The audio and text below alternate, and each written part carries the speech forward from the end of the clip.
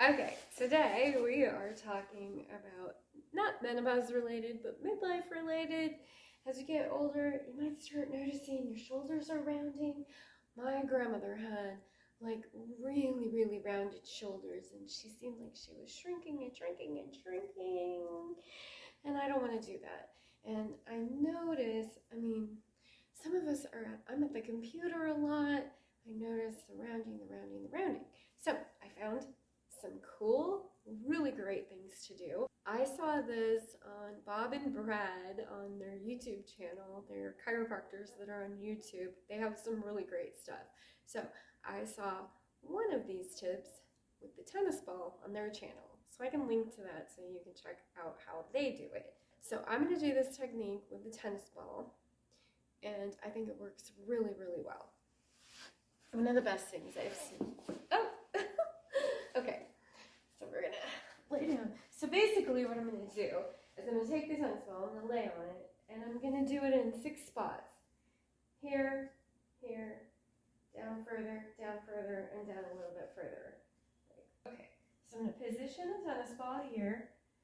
I'm going to, if that's too intense, you can do it on a softer surface, but I like it intense, so I'm doing it on the floor. And then raise your arm up, and you can actually feel it getting more intense when you do that.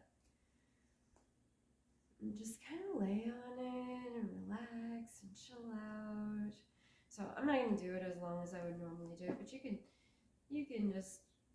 lay here, you can like take a nap. Sometimes I'll do this stuff while I'm watching a movie, even though the TV's like behind me and I watch the movie upside down, but whatever.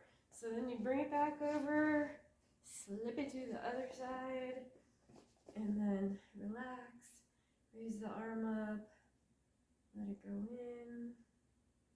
And I can really feel it just like melting that muscle as I relax and take a deep breath. Keep taking deep breaths, not just one, whole bunch. We're going to be here for a minute. All right. So, and you can play around with where you position it. So basically, then I just come back down a little bit more to the middle. That one's a little more intense on the ground. And then just do the same thing, right on the side of the spine, inside the shoulder blade. It just feels really good. And it loosens up those muscles.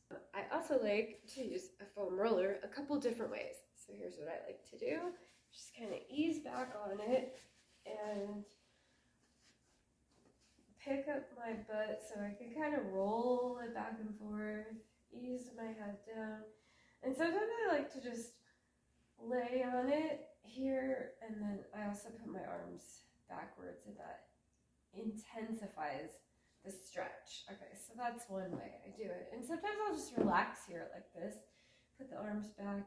It's more intense than you think it is if you haven't done it. So just start like this if you want to. I like this short foam roller because it works great for this one. So I put it below my spine and ease onto it, gently. So basically I'm laying on it on my spine. It relaxes and it stretches everything.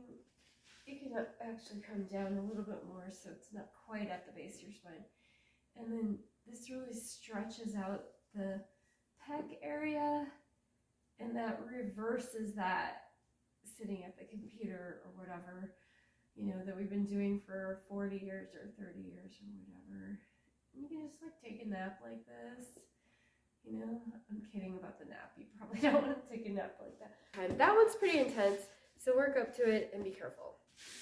And I am not a doctor, and you take responsibility for your own well-being. Only do what's comfortable to you. If you have any kind of injury or anything, don't do that without advice, getting advice from your doctor.